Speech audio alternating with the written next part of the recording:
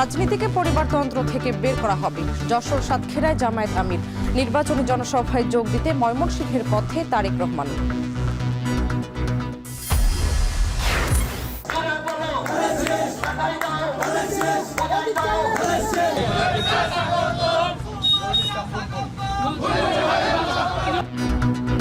দেশজুড়ে নির্বাচনী প্রচারের ষষ্ঠ দিন। ভোট টানতে মরিয়া স্বতন্ত্র সহ বিভিন্ন দলের প্রার্থীরা। পাল্টাপাল্টি অভিযোগ আর প্রতিশ্রুতি। গণভোটের পক্ষে বিপক্ষে সরকারি কর্মকর্তাদের প্রচার না চালানোর নির্দেশনা। ভোটের সততা নষ্ট করলে ছাড় নয়, নোয়াখালীতে ইসি সানাউল্লাহ। বারবার আশ্বাস দিয়েও ভোটের আগে বাস্তবায়ন হচ্ছে না নবম পে স্কেল। পরবর্তী সরকারের উপরে সিদ্ধান্ত ছাড়ল অন্তর্বর্তী সরকার। এবং ডাকসু নিয়ে আপত্তিকর মন্তব্যের জেরে বরগুনার জামায়াত নেতাকে অব্যাহতি। নিজ দলের প্রার্থীকে কটূক্তি করায় নাটোর বিএনপির সদস্য বহিষ্কার।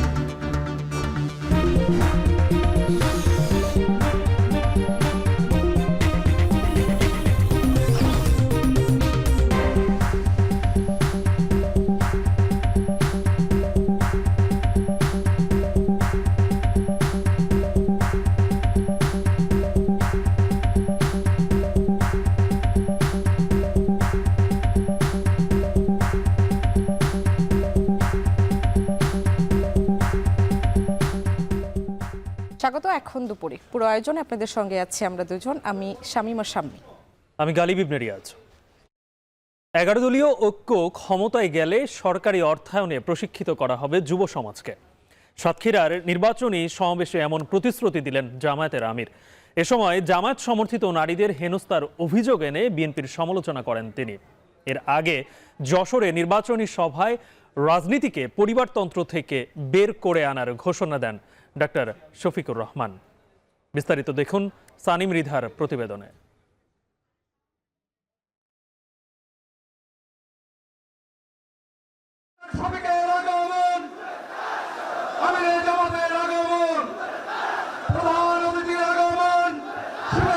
প্রচারণার ষষ্ঠ দিনে 11 দলীয় জোটের জনসভায় মঙ্গলবার ভোর থেকেই যশোর ঈদগাহ ময়দান ছাড়িয়ে আশপাশের সব সড়ক পরিণত হয় জনসমুদ্রে। জনে জনে বিজয় হবে ইনশাআল্লাহ। জনসভায় প্রধান অতিথির বক্তব্যে জামায়াতের আমির ডাক্তার শফিকুর রহমান বলেন, গণ অভ্যুত্থানের মাধ্যমে যে স্বপ্ন, যে আকাঙ্ক্ষা জন্ম নিয়েছে তা বাস্তবায়নে জনগণকে ঐক্যবদ্ধ হতে হবে। এ সময় দাড়িপাল্লার প্রতীকে ভোট দেওয়ার আহ্বান জানান তিনি। প্রতিশ্রুতি দেন যশোরকে সিটি কর্পোরেশনে উন্নতি করার। আমরা আমাদের দলের বিজয় চাই না, আমরা চাই 18 কোটি মানুষের বিজয়। যেদিন সমাজে ন্যায় এবং ইনসাফ কায়েম হবে, সত্যিকার অর্থে সেদিনই 18 কোটি মানুষের বিজয় হবে। যশোরের জনসভায় দাড়িপাল্লার জন্য ভোট চেয়ে জামায়াত আমির যখন সাতক্ষীরা আসেন, তখন সময় দুপুর 12:30। তাকে বরণ করে নিতে তপ্ত রোদের মধ্যেও সাতক্ষীরা সদর স্কুলের এই মাঠ কানায় কানায় পূর্ণ হয়ে যায় সকাল থেকে। দীর্ঘ সময় অপেক্ষায় থাকা এই সমর্থকদের নিরাশ করেননি ডাক্তার শফিকুর রহমানও। তার জোট ক্ষমতায় গেলে সাতক্ষীরা উন্নয়নে কি করা হবে তুলে ধরেন তার রূপরেখা। প্রতিশ্রুতি দেন ক্ষমতায় গেলে সরকারি অর্থায়নে প্রশিক্ষিত করা হবে যুব সমাজকে। একই সাথে নারীর নিরাপত্তা ও কর্মসংস্থান নিয়েও তারা কাজ করবে। আপনাদের ভালোবাসার সমর্থনে সরকার গঠনের সুযোগ আমাদেরকে দেন, তাহলে কোনো শিক্ষিত চুরের হাত আপনাদের কোনো অংশ খেয়ে ফেলতে পারবে না, খেয়ে ফেলতে দেওয়া হবে। সম্প্রতি বিভিন্ন জায়গায় জামায়াতের সমর্থিত নারীদের হেনস্থার অভিযোগ এনে বিএনপির সমালোচনা করেন জামায়াতের আমির। একদিকে কেউ কেউ মেয়েদের হাতে ফ্যামিলি কার্ড দিবেন, আরেক দিকে আমার মায়ের গায়ে হাত দিবেন। এ কেমন ফ্যামিলি কার্ড? আপনি যদি সত্যি মাকে সম্মান করেন, তাহলে সর্বত্র সম্মান দেখাতে হবে। সাতক্ষীরা জনসভা শেষে খুলনার নির্বাচনী জনসভায় যোগ দেওয়ার কথা রয়েছে জামায়াত আমির। সবশেষ সন্ধ্যায় বাগেরহাট জনসভায় অংশ নেওয়ার মধ্য দিয়ে শেষ করবেন দক্ষিণ পশ্চিম অঞ্চলীয় নির্বাচনী প্রচারণা। সানিম রিধা, এখন সাতক্ষীরা। যশোর সাতক্ষীরার পর এবার খুলনার নির্বাচনী জনসভায় বক্তব্য রাখবেন জামায়াতের আমির ডাক্তার শফিকুর রহমান। এ বিষয়ে বিস্তারিত জানাতে নগরীর সার্কিট হাউস মাঠ থেকে সরাসরি যুক্ত হচ্ছেন তরিকুল ইসলাম। তরিকুল, জামায়াতের আমির কখন নাগাদ আসবেন সমাবেশস্থলে জানাবেন, আর একই সঙ্গে জানাবেন নেতাকর্মীদের ভিতর উচ্ছ্বাস কেমন দেখছেন? মাওলানা জামাতের আমির ডক্টর শফিকুর রহমান তিনি ইতিমধ্যে সাতক্ষীরা জনসভা শেষ করে খুলনায় ইতিমধ্যে এসে গেছে স্বামী, এবং এখানকার প্রস্তুতি বলতে এখানকার সার্বিক প্রস্তুতি যেটা গ্রহণ করা হয়েছে সেই প্রস্তুতি অনুযায়ী নেতাকর্মীরা মাঠে এসে উপস্থিত হচ্ছেন। এবং আপনারা দেখতে পাচ্ছেন যে উৎসাহ উদ্দীপনার মধ্য দিয়ে নেতাকর্মীরা তাদের যে নেতা তাকে দেখার জন্য, তার বক্তব্য শোনার জন্য তারা ইতিমধ্যে সার্কিট হাউস মাঠে উপস্থিত হয়েছেন। এবং বেশ কিছু নেতাকর্মীরা তারা কিন্তু মাঠে ইতিমধ্যে দেখেছেন যে একটি পরিপূর্ণ হয়ে গেছে। আমরা যে সড়কগুলো দিয়ে এসেছি সেখানে দেখেছি যে সারিবদ্ধভাবে দলের নেতাকর্মীরা তারা কিন্তু সার্কিট হাউস মাঠের দিকে অগ্রসর হচ্ছেন। যেহেতু নামাজের সময় ছিল, নামাজ শেষ করে তারপর নেতাকর্মীরা এই মাঠের দিকে ছুটে আসছেন এবং তারা ইতিমধ্যে হেলিকপ্টার যোগে সার্কিট হাউসে অবস্থান করছেন জামাতের আমির ডাক্তার শফিকুর রহমান। তিনি 3:30 নাগাদ ধারণা করা হচ্ছে এখানে এসে মঞ্চে বক্তৃতা করবেন এবং এখানে যারা প্রার্থী রয়েছেন তাদেরকে পরিচয় করে দেবেন। এরপর তিনি বাগেরহাটের সমাবেশে তিনি অংশগ্রহণ করবেন। তো নির্বাচনী জনসভা খুলনার আগে তিনি গতকাল থেকে কুষ্টিয়া থেকে শুরু করেছিলেন। কুষ্টিয়ার পরে মেহেরপুর, চুয়াডাঙ্গা, ঝিনাইদহ, যশোর হয়ে তিনি উল্লেখযোগ্য যে বিষয়টি হচ্ছে নেতাকর্মীরা তারা কিন্তু ভোট প্রার্থনা করছেন বিভিন্ন জায়গায়, যেটি তাদের দলের নেতা ডাক্তার শফিকুর রহমান তিনি যে নির্দেশনা দিচ্ছেন এবং দলের যে কর্মপরিকল্পনা রয়েছে সেই অনুযায়ী ভোটারদের কাছে যাচ্ছেন। এবং বিভিন্ন বক্তৃতায় আমরা দেখেছি যে জামাতের আমির বলেছেন যে তরুণদের উপর বেশি জোরদার তরুণদেরকে তিনি ভাতা দিতে চান না, তরুণদেরকে প্রশিক্ষিত করতে চান। তারা তাদের যোগ্যতা অনুযায়ী তারা গড়ে উঠবে এবং তাদেরকে প্রশিক্ষিত করা হবে, প্রশিক্ষিত করে তাদেরকে কর্মে নিয়োগ করা হবে। মূলত এই কথাগুলো তিনি তরুণদের উদ্দেশ্যে বলছেন এবং তিনি বলছেন যে তরুণরা এই দেশের শক্তি এবং আগামীতে বাংলাদেশ যেটি গঠন করা হবে আগামী 5 বছর তিনি যদি রাষ্ট্র ক্ষমতায় যান বা তার দল যান, এই রাষ্ট্র ক্ষমতায় যাওয়ার আগে নিজেদেরকে প্রশিক্ষিত করে এদেরকে 5 বছর পর তরুণদের হাতে রাষ্ট্র তুলে দেওয়া হবে এবং এই রাষ্ট্র হবে দুর্নীতিমুক্ত, চাঁদাবাজ মুক্ত, শোষণ মুক্ত একটি দেশ হিসেবে বাংলাদেশকে বিশ্বের দরবারে প্রতিষ্ঠিত করতে চান। পাশাপাশি তিনি বলছেন যে নারীদের উপর আঘাত করা হচ্ছে, সেই নারীরা মায়ের সমতুল্য, এই নারীদেরকে আঘাত করলে তাদের হাত ভেঙে দেওয়া হবে এবং আগামীতে তাদের শাস্তির আওতায় আনা হবে যদি তার দল ক্ষমতায় আসে। পাশাপাশি তিনি বলছেন যে তার যে পরিবারতন্ত্রের কথা তিনি বলছেন যে 18 কোটি জনগণের জন্য তারা রাজনীতি করেন এবং 18 কোটি জনগণকে সাথে নিয়ে আগামীতে তারা বাংলাদেশ বিনির্মাণ করবেন। তারা বাংলাদেশ জনগণ তারা শান্তি চায় এবং এই দেশটাকে সুন্দরভাবে সাজাতে চায়, সেই কাজই তার দল বলে তারা তিনি বলছেন। সঙ্গে ছিল আমার কাছে খুলনা সার্কিট হাউস মাঠ থেকে যে নির্বাচনী যে জনসভা জামাত ইসলামী যেখানে যোগ দেবেন আমির ডাক্তার শফিকুর রহমান, সেই জনসভার দর্শক খুলনা থেকে যুক্ত হয়েছিলেন তরিকুল ইসলাম। দেখছেন এখন দুপুর। নির্বাচনী জনসভায় যোগ দিতে ময়মনসিংহের পথে রয়েছেন বিএনপি চেয়ারম্যান তারেক রহমান। দুপুরে সমাবেশে বক্তব্য রাখবেন বিএনপির এই চেয়ারম্যান। প্রায় 22 বছর পর তারেক রহমানের আগমনকে ঘিরে উচ্ছ্বসিত দলের নেতাকর্মীরা নগরীর সার্কিট হাউস মাঠে জড়ো হচ্ছেন তারা। এ নিয়ে আরও বিস্তারিত জানতে চাই, আমার সঙ্গে যুক্ত হচ্ছেন আমার 2 সহকর্মী হানুর রশিদ ও সাব্বির রোজ। শুরুতেই হারুন, আপনার কাছ থেকে জানতে চাই যে তারেক রহমান কখন সমাবেশ স্থলে এসে পৌঁছাবেন এবং বিশেষ করে এই সমাবেশকে ঘিরে যেহেতু দীর্ঘদিন পরে তিনি ময়মনসিংহে যাচ্ছেন, নেতাকর্মীদের মধ্যে উচ্ছ্বাসটা কেমন দেখছেন?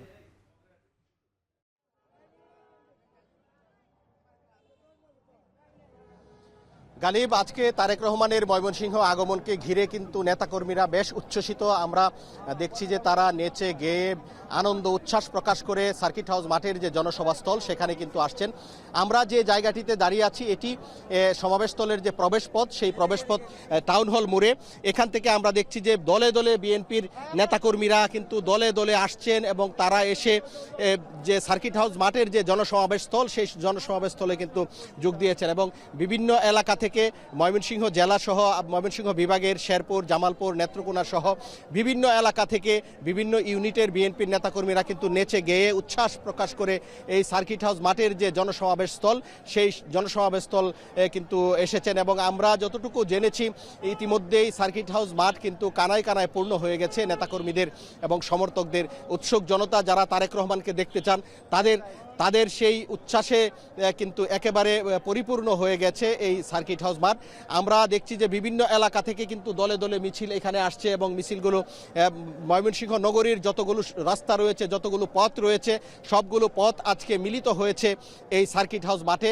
নেতাকর্মীরা মিছিল নিয়ে পায়ে হেঁটে দূর দূরান্ত থেকে কিন্তু সার্কিট হাউস মাঠে আসছেন। এবং আমরা যতটুকু জানতে পেরেছি 3টার পরে এই যে জনসমাবেশ, তারেক রহমানের নির্বাচনী যে জনসমাবেশ সেটি কিন্তু শুরু হবে। আমরা খবর পেয়েছি এখন থেকে প্রায় আধা ঘন্টা আগে গাজীপুরের যে মাওনা চৌরাস্তা, সেই মাওনা চৌরাস্তা তারেক রহমানের গাড়িবহর অতিক্রম করেছে। কিছুক্ষণের মধ্যেই ময়মনসিংহ নগরীতে প্রবেশ করবে বলে আমরা জানতে পেরেছি। এবং এই তারেক রহমানের আগমনকে ঘিরে কিন্তু বেশ নিরাপত্তা ব্যবস্থা নেওয়া হয়েছে। আমরা দেখেছি যে আজকে সকাল থেকেই বিএনপির চেয়ারম্যানের যে নিরাপত্তা বাহিনী সিএসএফ সদস্যরা এসেছে এবং আমরা র্যাব, পুলিশ সহ আইনশৃঙ্খলা বাহিনীর সদস্যদেরকে পুরো সার্কিট হাউস মাঠের নিরাপত্তা রক্ষায় আমরা দেখেছি তারা কাজ করছেন। এবং টোটাল এই যে সার্কিট হাউস মাঠ এটি কিন্তু নিরাপত্তার চাদরে ঢেকে দেওয়া হয়েছে। আমরা এখানে যারা বিএনপি নেতাকর্মী রয়েছেন তারা মাইক থেকে ঘোষণা দিচ্ছেন কিছুক্ষণের মধ্যেই তারেক রহমান এই সমাবেশস্থলে এসে যোগ দেবেন। তো এই ছিল আমার কাছে ময়মনসিংহ থেকে তারেক রহমানের সমাবেশের সর্বশেষ খবর। কারণ আমাদের আরেক সহকর্মী সাব্বির রোজ, তিনি একদম সমাবেশের মাঝখানে রয়েছেন, তার কাছ থেকে জানতে চাই যে রোজ জানাবেন যে এই যে ময়মনসিংহের মানুষের, আপনি নিশ্চয়ই গেছেন, সেখানকার মানুষের চাওয়া পাওয়া আছে, তারেক রহমান কি ধরনের প্রতিশ্রুতি আজকে এই ময়মনসিংহবাসীকে দিতে পারেন?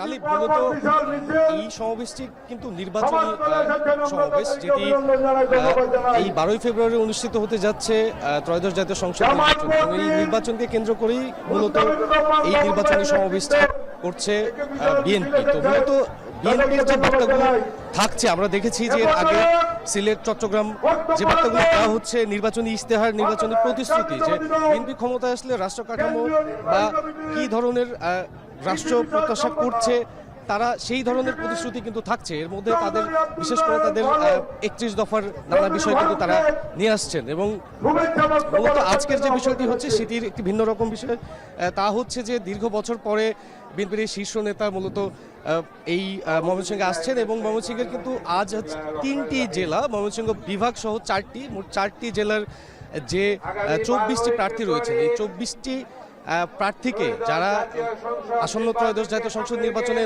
ভোটে লড়ছেন, সেই প্রার্থীগুলোকে মূলত ভোটারদের সাথে পরিচয় করিয়ে দেওয়ার একটি বিশেষ পর্ব রাখা হয়েছে। এবং এর পাশাপাশি তারেক রহমান এই অঞ্চলের, এই ব্রহ্মপুত্র নদের তীরবর্তী এই অঞ্চলের মানুষকে কি ধরনের, বিএনপি ক্ষমতায় গেলে কি ধরনের উন্নয়ন, কি ধরনের অবকাঠামোগত যে বিষয়গুলো রয়েছে সেই বিষয়গুলো তো থাকছে। পাশাপাশি এই যে বিএনপি তৃণমূলের নেতৃবৃন্দ এবং এই যে সংগঠনগুলো রয়েছে, সেই সংগঠনের সাংগঠনিক কার্যক্রম কি হবে এবং নির্বাচনকে কেন্দ্র করে সেই কি ধরনের তাদের কর্মকাণ্ড থাকবে, মূলত সেই বিষয়গুলোকে কিন্তু আজকে আমরা জেনেছি যে সেই বিষয়গুলো নিয়ে তিনি আলোকপাত করবেন। এবং যে ভোটের যে একটি আমেজ তৈরি হয়েছে আমরা দেখতেই পাচ্ছি, সেই ভোটের আমেজ ভোটারদের মধ্যেও আমরা এখানে এসে লক্ষ্য করেছি এবং সাধারণ মানুষের মধ্যেও সেটি লক্ষ্য করেছি। তারা যে অবাধ ও সুষ্ঠু এবং নিরপেক্ষ নির্বাচনের যে কথা বা প্রত্যাশা করছে, তারেক রহমান কিন্তু সেই ধরনের প্রতিশ্রুতি দিচ্ছেন। তিনি আর 10 থেকে 20 মিনিটের মধ্যে সমাবেশস্থলে এসে পৌঁছবেন এবং আনুষ্ঠানিকভাবে তখনই শুরু হবে এই আজকের এই নির্বাচনী সমাবেশের কার্যক্রম। তো গালিব, থেকে আপাতত এই ছিল আমার কাছে এখান থেকে সর্বশেষ। দীর্ঘ 22 বছর পর আজকে ময়মনসিংহ সার্কিট হাউসে যাচ্ছেন নির্বাচনী জনসভায় যোগ দিতে এবং সেখানে ময়মনসিংহবাসীর সামনে নির্বাচন নিয়ে অনেক প্রতিশ্রুতিও দিবেন বিএনপি চেয়ারম্যান তারেক রহমান। সেই খবরই জানাচ্ছিলেন আমাদের 2 সহকর্মী। নির্বাচনী প্রচারণার 6ষ্ঠ দিনে ভোটারদের দাঁড়িয়ে দাঁড়িয়ে ছুটছেন প্রার্থীরা। ভোটের জনসংযোগে দিনভর ব্যস্ততা তাদের। সকাল থেকে প্রার্থীরা যাচ্ছেন পাড়া মহল্লা, চায়ের আড্ডা সহ জনসমাগম স্থানে, দিচ্ছেন নানা আশ্বাস আর প্রতিশ্রুতি। বিস্তারিত প্রতিবেদনে। চট্টগ্রাম 11 আসনে উত্তর নালাপাড়া থেকে প্রচারণা শুরু করেন বিএনপির আমির খসরু মাহমুদ চৌধুরী। এ সময় তিনি বলেন, এই দেশের ও মানুষের উপর যাদের আস্থা নেই তারাই বিদেশিদের উপর নির্ভর করে রাজনীতি করতে চায়। আগামী নির্বাচনে ধানের শীষে জয়ী হবে বলেও আশা প্রকাশ করেন তিনি। বাংলাদেশের জনগণ বিএনপির উপর আস্থা রেখেছে, মুক্তির জন্য, এখান থেকে বেরিয়ে আসার জন্য, জনগণের স্বপ্ন পূরণ করার জন্য। পোলো গ্রাউন্ডের মাঠের জনসভায় সেটা চট্টগ্রাম অঞ্চলের পুরো অঞ্চলের মানুষ আবার প্রমাণ করেছে যে তাদের আস্থা বিএনপির উপর, তাদের আস্থা তারেক রহমানের উপর। আগামীর বাংলাদেশ গড়তে হলে বিএনপিকে ধানের শীষে ভোট দিয়ে নির্বাচিত করতে হবে। কক্সবাজারের চকরিয়া নির্বাচনী গণসংযোগে জনগণের ভাগ্য উন্নয়ন, গণতন্ত্রকে শক্তিশালী ও জুলাই অভ্যুত্থানের শহীদদের প্রত্যাশা পূরণে ধানের শীষে ভোট দেওয়ার আহ্বান জানান বিএনপি স্থায়ী কমিটির সদস্য সালাউদ্দিন আহমেদ। দেশের মানুষ দেশের শক্তিকে পাবে। বিএনপি এই দেশের মানুষের, গণমানুষের রাজনৈতিক দল। বিএনপির যা কিছু উন্নয়ন পরিকল্পনা, রাষ্ট্র ভাবনা, দেশের নিরাপত্তার ভাবনা সবকিছু এই দেশকে কেন্দ্র করেই। কুমিল্লা 4 আসনে 11 দলীয় জোটের প্রার্থী হাসনাত আব্দুল্লাহ এক উঠান বৈঠকে গণমাধ্যমকে উদ্দেশ্য করে হাসনাত বলেন, মিডিয়া কখনোই কোনো দলের পক্ষে অবস্থান নিতে পারে না। এই মিডিয়াগুলোর দলবাজি আমরা মনে রাখবো। আপনাদের বিশ্বাসযোগ্যতা নাই, আপনারা মিডিয়ার যারা আছেন আপনাদের বিশ্বাসযোগ্যতা নাই। আপনারা কাদের চামবাজি করেন, তেলবাজি করেন, এগুলো জনগণ বুঝে। এই কারণে মানুষ এখন মিডিয়ার সংবাদ দেখে না। নারায়ণগঞ্জ 5 আসনে 11 দল সমর্থিত খেলাফত মজলিসের প্রার্থী ABM সিরাজুল মামুন প্রচারণা শুরু করেন। এ সময় তিনি জেলার খুন দুর্নীতি বিষয়ে কথা বলেন। একই আসনে স্বতন্ত্র প্রার্থী ফুটবল প্রতীকের মাকসুদ হোসেন শহরের পাইপাড়া, জল্লারপাড়, নিতাইগঞ্জ, বাপ্পি চত্বর, ওমাকপট্টি এলাকায় প্রচারণা চালান। বরিশাল সদর 5 আসনে গণসংযোগ ও লিফলেট বিতরণ করেছে বাংলাদেশ সমাজতান্ত্রিক দল বাসদের প্রার্থী ডাক্তার মনীষা চক্রবর্তী। এ সময় নির্বাচনে প্রচারণার নামে আচরণবিধি ভঙ্গের অভিযোগের বিষয়ে প্রশাসনের দৃষ্টি দেওয়ার কথা বলেন তিনি। আচরণবিধি লঙ্ঘনের প্রচুর ঘটনা ঘটছে, যেটা নিয়ে প্রশাসন একেবারেই ভূমিকা নিচ্ছে না। এটা নিয়ে আমরা কথা বলতে চাই। একমাত্র বাসদী গণতান্ত্রিক যুক্তফ্রন্টের মইমার্কার প্রার্থী, আমরাই শুধুমাত্র আচরণবিধি মানছি। এছাড়া বগুড়া, চাঁপাইনবাবগঞ্জ, রাঙামাটি, হবিগঞ্জ সহ দেশের বিভিন্ন জেলায় চলছে জমজমাট প্রচারণা। সুরাইয়া আক্তার, এখন। গণভোটের পক্ষে বিপক্ষে নির্বাচনী কর্মকর্তারা মানুষকে সচেতন করলেও সরাসরি ভোটের পক্ষে না চাইতে নির্দেশনা দিয়েছেন কমিশন। সকালে গণমাধ্যমকে দেওয়া ফোন আলাপে এমনটাই নিশ্চিত করেছেন ইসি আব্দুর রহমানুল মাসুদ। বিষয়টি নিয়ে সরকারকে চিঠি দেওয়ার কথা ভাবছে সাংবিধানিক প্রতিষ্ঠানটি। আমরা বলেছি যে না, ভোটের রিটার্নিং অফিসাররা গণভোট সম্পর্কে মানুষকে সচেতন করবে, নির্বাচন কমিশনও সচেতন করতেছে পক্ষে বিপক্ষে, কিন্তু সরাসরি মানুষকে পক্ষে দিবে আমরা বলছি যে এটা সরকারি কর্মকর্তা না বলাই ভালো। ভোটের সততা কোনোভাবেই নষ্ট হতে দেওয়া হবে না বলে হুঁশিয়ার করেছেন নির্বাচন কমিশনার আবুল ফজল মোহাম্মদ সানাউল্লাহ। নির্বাচন উপলক্ষে সকালে নোয়াখালী জেলা প্রশাসকের কার্যালয়ে আইনশৃঙ্খলা রক্ষাকারী বাহিনী, ভিজিল্যান্স ও অবজারভেশন টিমের সভায় এই কথা বলেন তিনি।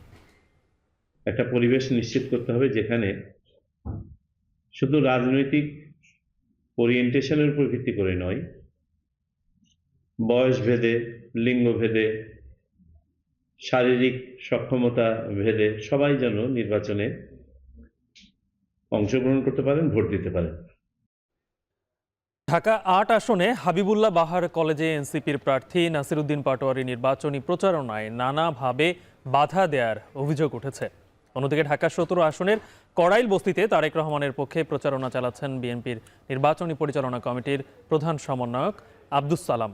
আমরা দুই জায়গারই সর্বশেষ তথ্য জানতে চাই। আমার সঙ্গে যুক্ত হচ্ছেন শুরুতেই মাহবুব হোসেন রিপন। জানাবেন যে পাটোয়ারির ওখানে আসলে সমস্যাটা কি হয়েছিল এবং তিনি কি অভিযোগ জানিয়েছেন, আপনি কি কিছু দেখতে পেয়েছেন কিনা, সর্বশেষ কি তথ্য আছে আপনার কাছে?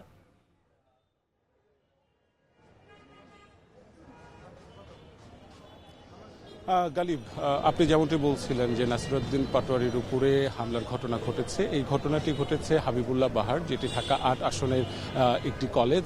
ঠিক সেই কলেজে একটি পিঠা উৎসব ছিল, সেই পিঠা উৎসবে নাসিরউদ্দিন পাটোয়ারি আমন্ত্রিত ছিলেন। সকালবেলা যখন সেই উৎসবে তিনি যোগদান করতে যান, তখন সেখানকার ছাত্ররা এবং সেখানকার শিক্ষার্থীরা তার উপরে চড়াও হয়। প্রথমে ডিম নিক্ষেপ করে, তারপরে ইট পাটকেল নিক্ষেপ করে এবং নাসিরউদ্দিন পাটোয়ারি আঘাতপ্রাপ্ত হন এবং নাসিরউদ্দিন পাটোয়ারির সাথে যারা ছিলেন সেই সকল নেতাকর্মীরাও আঘাতপ্রাপ্ত হয়েছেন। এরকম ১৬-১৭ জন নেতাকর্মী যারা প্রাথমিক চিকিৎসা নিতে হাসপাতালে ভর্তি হয়েছিলেন। কিছুক্ষণ আগেই তারা প্রাথমিক চিকিৎসা শেষে ঢাকা ৮ আসনের যে তাদের এনসিপি যে নির্বাচন কার্যক্রম পরিচালনার যে অফিস রয়েছে সেই কার্যালয়ে তারা এসেছেন। আমরা তাদের সাথে কথা বলছিলাম যে কিভাবে ঘটনাটি ঘটলো। তারা বলছে যে তারা নাসিরউদ্দিন পাটোয়ারির সাথে ছিলেন। ঠিক তারা যখন কলেজ ক্যাম্পাসে যখন তারা প্রবেশ করে তখন বিভিন্ন জায়গা থেকে তাদের উপরে ইট পাটকেল নিক্ষেপ করা হয়। অনেকে এসে তাদেরকে কিল ঘুষি দিয়েছেন এবং তারা সেই জায়গাটাতে বেশ মারাত্মকভাবে আঘাতপ্রাপ্ত হয়েছেন। নাসিরউদ্দিন পাটোয়ারির সাথে আমাদের কথা হয়েছে। নাসিরউদ্দিন পাটোয়ারি বলেছেন যে এই বিষয়ে তিনি একটি ব্রিফিং করবেন। সেই ব্রিফিংয়ের জন্যই আমরা তার যে নির্বাচন প্রচারণা কেন্দ্রীয় যে কার্যালয় সেই কার্যালয়ে রয়েছি। সেখান থেকে আমরা ব্রিফিংয়ে এনসিপির যিনি আহ্বায়ক নাহিদ ইসলাম তিনিও যুক্ত হবেন এবং তারপরে আমরা সবশেষ তার এই যে ঘটনা এবং ঘটনার পরিপ্রেক্ষিতে তারা কি ধরনের সিদ্ধান্ত নিতে যাচ্ছে, কি ধরনের কর্মসূচি নিতে যাচ্ছে সেই বিষয়গুলো নিয়ে আমরা আসলে জানতে পারবো। এবং তারপরে যে বিষয়টি সেটি হচ্ছে আমরা আনঅফিশিয়ালি যেটি জেনেছি যে ঠিক বিকেল 4টার দিকে একটি প্রতিবাদ মিছিল ঠিক ওই হাবিবুল্লাহ বাহার কলেজের প্রাঙ্গণের দিকে একটি প্রতিবাদ মিছিল যাবে এবং এই জন্য এনসিপির বিভিন্ন যে উইং রয়েছে, বিভিন্ন নেতাকর্মী যারা রয়েছে তারাও কিন্তু কেন্দ্রীয় কার্যালয়ে এসে ভিড় করছেন এবং তারা এসে কথা বলা, তারা তাদের যে নেতার উপরে যে হামলাটি হয়েছে সেই হামলায় তারা উদ্বেগ প্রকাশ করছেন, প্রতিবাদ করছেন এবং একই সাথে যাতে এই হামলার সাথে যারা জড়িত রয়েছে তাদের যাতে দৃষ্টান্তমূলক শাস্তি তারা দাবি করছেন। তো আমার কাছে নাসিরউদ্দিন পাটোয়ারির নির্বাচনী কার্যক্রমের সবশেষ ছিল, আমার কাছে নাসিরউদ্দিন পাটোয়ারির নির্বাচনী কার্যক্রমের এই ছিল সবশেষ। গালিব, এবারে কড়াইল বস্তিতে যেতে চাই, সেখানে আছেন শরিয়ার জামান পুলক জানাবেন যে সেখানে ধানের শীষের পক্ষে কি ধরনের প্রতিশ্রুতি দেওয়া হচ্ছে সেখানকার বস্তিবাসীদেরকে।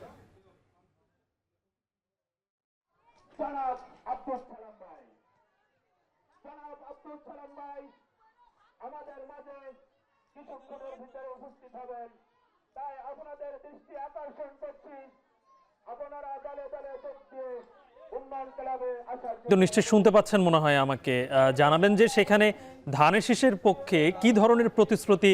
ঢাকা 17 আসনের তারেক রহমানের পক্ষে আজকে নির্বাচনী প্রচারণা চালাবেন বিএনপির আব্দুল সালাম। তিনি আসলে বিএনপি যে নির্বাচনী কমিটি সেটির প্রধান সমন্বয়ক হিসেবে কাজ করছেন এবং আমি এখন বর্তমানে যে জায়গাটিতে রয়েছি সেটি হচ্ছে গুলশান বনানী এবং মহাখালীর মধ্যে যে সবচেয়ে অবহেলিত একটি এলাকা সেটি হচ্ছে কড়াইল বস্তি এবং এই কড়াইল বস্তিটির আর্থসামাজিক অবস্থা কিন্তু যদি একটু বলতে চাই সেটি কিন্তু ঢাকা 17 আসনের মধ্যে সবচেয়ে নিম্ন স্তরে অবস্থান করছে এবং এই এলাকার মানুষের জন্য যে প্রতিশ্রুতি নিয়ে আসছেন তারা, সেই প্রতিশ্রুতিতে বলা হচ্ছে এই এলাকায় যেহেতু একটি সুপেয় পানির ব্যবস্থা নেই, এই এলাকায় গ্যাস সংকট এবং আবাসন সংকট, সেই সংকটের কাজ করতে কিন্তু বিএনপির পক্ষ থেকে প্রচারণা চালানো হচ্ছে এবং একটু পরে কিছুক্ষণ পরে বিএনপির যে তার সংসদে আসনে তারেক রহমানের পক্ষে যিনি প্রচারণা চালাবেন আব্দুল সালাম, তিনি কিন্তু আসবেন একটু পরে এখানে এসে কিন্তু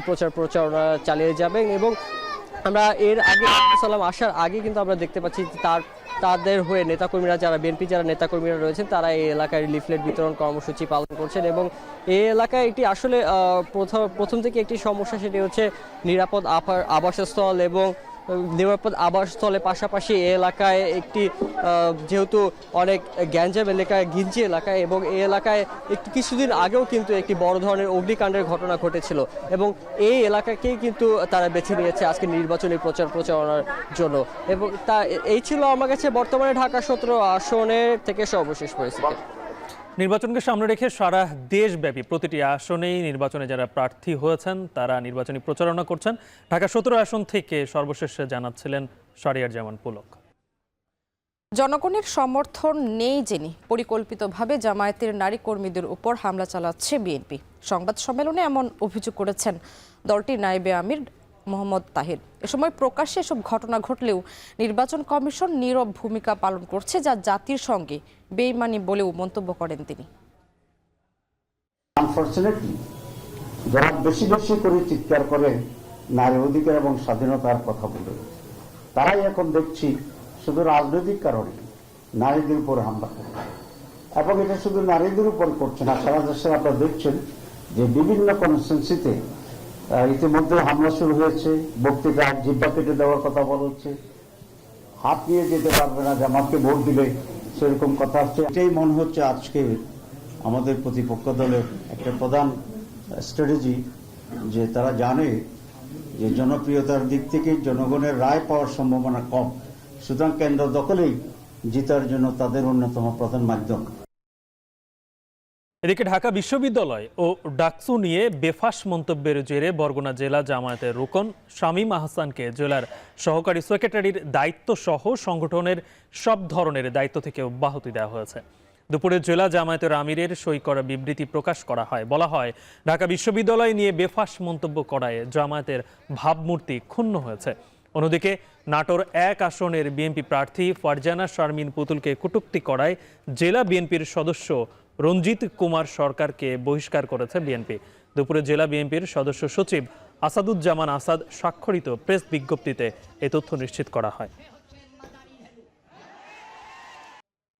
আশ্বাস দিয়েও পে কমিশন বাস্তবায়নের সিদ্ধান্ত থেকে সরে আসলো অন্তর্বর্তী সরকার। মেয়াদের শেষে এসে জানালো নির্বাচিত সরকারই সিদ্ধান্ত নেবে এই বিষয়ে। সচিবালয়ে ক্রয় সংক্রান্ত কমিটির বৈঠক শেষে জ্বালানি উপদেষ্টা জানান, কমিশনের প্রতিবেদন নির্বাচিত সরকার চাইলে গ্রহণ বা বাতিল করতে পারে। আরও জানাচ্ছেন মুজাহিদ শুভ।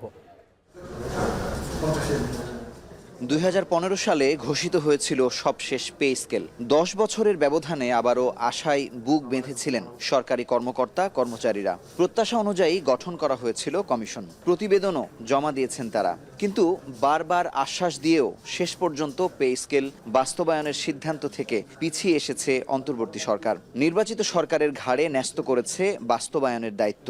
কৃষি মন্ত্রণালয়ের একটি, স্বরাষ্ট্র মন্ত্রণালয়ের। মঙ্গলবার সচিবালয়ে ক্রয় সংক্রান্ত উপদেষ্টা কমিটির বৈঠক শেষে জ্বালানি উপদেষ্টা জানান, অন্তর্বর্তী সরকারের আমলে বাস্তবায়ন হচ্ছে না পে কমিশন। তাদের দেয়া প্রস্তাব চাইলে নির্বাচিত সরকার বাতিল বা বাস্তবায়ন করতে পারে।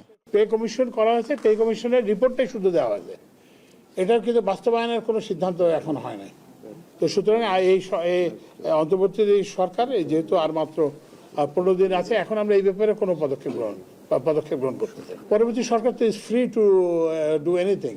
কারণ আমরা যেরকম, এই সরকার যেরকম একটা নিজস্ব সিদ্ধান্ত গ্রহণ করতে পারে। আসছে রমজানে বাজার নিয়ন্ত্রণে 1 কোটি লিটার পরিশোধিত সয়াবিন তেল ও 10,000 টন মসুর ডাল কেনার সিদ্ধান্ত হয়েছে বৈঠকে। এছাড়াও নির্বাচনের পরে র্যাবের জন্য কেনা হবে 100টি জিপ। র্যাবের জন্য 3টি জিপ, 100টি পেট্রোল পিকআপ ও 60টি মাইক্রোবাস। এইটা ওটিএম পদ্ধতিতে পরিবর্তে সরাসরি মানে ডাইরেক্ট ইয়ের মাধ্যমে। তো এটা আমাদের সরকারি শিল্প প্রতিষ্ঠান প্রগতি থেকে কেনা হবে। এই প্রস্তাবটা অনুমোদিত হয়েছে। রমজান উপলক্ষে মসুর ডাল এবং হচ্ছে যে সয়াবিন তেল 10,000 মেট্রিক টন মসুর ডাল, এটা কেনার প্রস্তাব অনুমোদিত হয়েছে। এবং এই যে 1 কোটি লিটার পরিশোধিত সয়াবিন, রিফাইন্ড সয়াবিন কেনার এই প্রস্তাবটা অনুমোদিত হয়েছে। এছাড়া ভোলা থেকে নৌপথে এলএনজি আকারে গ্যাস পরিবহনের কার্যক্রম নৌবাহিনীকে দেওয়ার সিদ্ধান্ত হয় বৈঠকে। শিল্প মন্ত্রণালয় এবং বিসিসিআইকে এটা নিয়ে আরো আলোচনা করার জন্য দেওয়া হয়েছে। মুজাহিদ শুভ, এখন, ঢাকা।